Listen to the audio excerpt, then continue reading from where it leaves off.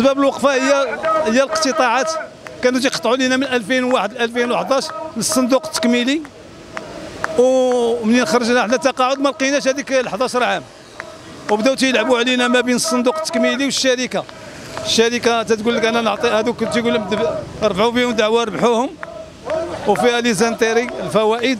دابا الشركه تتقول لك حيدوا لنا الفوائد ونخلصوهم، والصندوق التكميلي تيقول لا بغاو الفوائد، وبقاو تيلعبوا بنا حنا.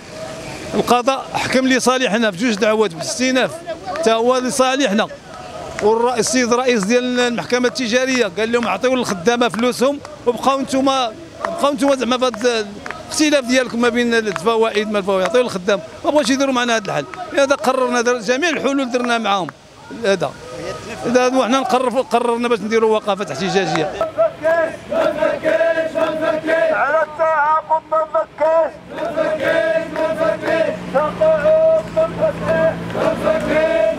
حنا كنطالبوا بالتقاعد ديالنا. هادشي اللي كنتسالوهم. هاد الناس هادو تيتمطوا عنا شحال وحنا في المحكمه معاهم، والمحكمه دابا راه بيديها الامر. التنفيذ فينا هو ما لقينا التنفيذ، اللي باين ينفذ راه ما كاينش العمس. المشكل هاد الناس كانوا تيقطعوا لينا وتيخليهم عندهم، ولا سمير ما علمتناش. لا سمير دايره مع اليت، هذا هو المشكل. لا سمير دايره مع اليت.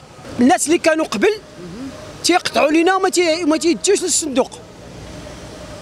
هذا هو المشكل، لانه لا سمير ما علمتناش، ما عمرها علمتنا. حتى النهار خرجنا ما لقينا والو. قال لك حنا لا سمير، قالت لك لا سمير بنتي راه هاد الناس هادو ما تيعطيوكمش. ديك الساعه علمنا، وملي حكمت عليها كاع المحكمه حكمت لها لصالحها باش تقبض الفلوس، خلاتنا هكاك ما بغاتش دير التنفيذ. من 2016 حكمت لها المحكمه حتى هي. لأن كاين متقاعد مسكين اللي عنده 4000 ريال 6000 ريال كي غيدير لها؟ كاين اللي مات خلى مرتو عندها 50%، ورغم ذلك شنو هي؟ من 30 عام 34 عام تيشد 10 سنين ولا 11 عام مشات ليه. ماشي سهله. هذا حنا دابا قررنا باش تقريبا شي 300 ولا بين 300 400. كاين الارامل، كاين الاخوان اللي كاين اللي مشى كاع لا هو ولا الفروع ديالو. موجز 24 نأتيكم بالخبر وبالصوت والصورة نكشف خباياه.